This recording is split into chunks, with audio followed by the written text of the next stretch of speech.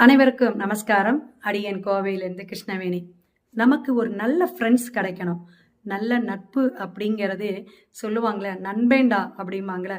நம்மளுடைய மனசுல இருக்கக்கூடிய அனைத்து குறைகளையும் சரி, வெளியே சொல்ல முடியாத விஷயத்த கூட பகிர்ந்துக்கிறதுக்கு ஒரு அன்பான ஒரு நல்ல உறவு அப்படின்னா ஒரு அதிவீதமான நட்பு தான் நமக்கு முக்கியம். இது புதன் நல்லா வலுத்திருக்கணும், 7ஆம் பாவகம் நல்லா இருக்கணும். அவங்களுக்கு தான் நல்ல நட்பு கிடைக்கும். குரு சப்போர்ட் கொடுக்கணுங்க. அப்பதான் அந்த நட்பு நீடிக்கும், பிரம்மாண்டமா கொண்டு போகக்கூடிய அமைப்பை தரும். அந்த வழிகாட்டுதல் அப்படிங்கக்கூடிய விஷயத்திலையும் தொழில் சார்ந்தோ குடும்பம் சார்ந்தோ எல்லா இடத்துலையும் அந்த பயணம் சிறப்பாக இருக்கும்.